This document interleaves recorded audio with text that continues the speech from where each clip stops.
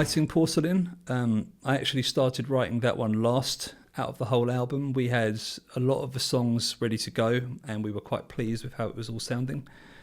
And I just got a baritone guitar from Roa Kungus in drop G, which for those who aren't guitar aficionados is extremely low. I didn't realise how low it was until I met Frederick Fordendahl, who was telling me that I can't remember exactly what the difference was, but I think on this 6-string guitar, the lowest string it's not too far off, like it's a semitone or a tone away from the bottom string in Meshuggah, so it's very, very low. And I just wanted to write something with this new instrument and kind of riff out and have some fun with it.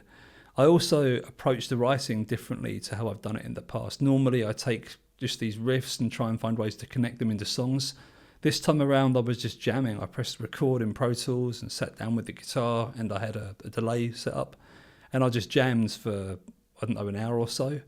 The next day I went back and I started picking parts of the arrangement out, and it took a bit of polishing. Like I straightened out some of the rhythms I was using to give it some regularity, but the final version of the song, there were only really 2 bits in it that didn't come from that initial jam, which I was really, really pleased with.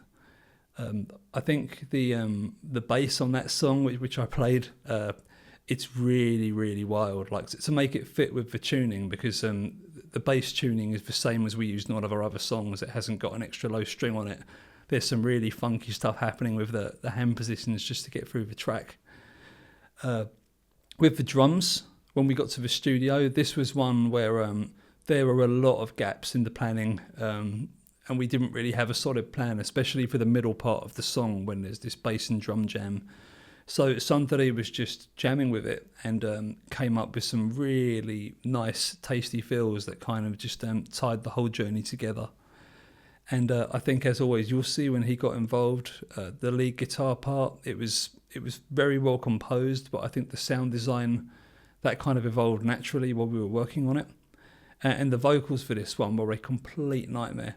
I will openly admit that on the last day we were tracking vocals, which was just before I went home for Christmas last year, I'd been up until some stupid time the night before trying to cram and finish this song, and I didn't have anything written for about 2 minutes through the song to about 5 minutes through the song.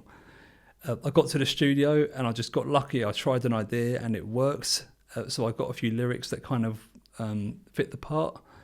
And Jonas Barkonen had some really good suggestions for how we could develop this into a more interesting part, so that the "we can't help ourselves" backing vocal and the following kind of answer harmony, that was all his idea, and I think it turned out fantastically.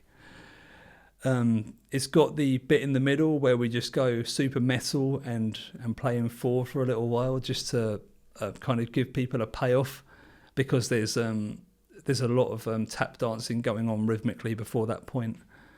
But to be honest, I think it's ended up being my favourite track on the album. It's just something we haven't done before. It's new territory, and I think that made it really interesting to explore.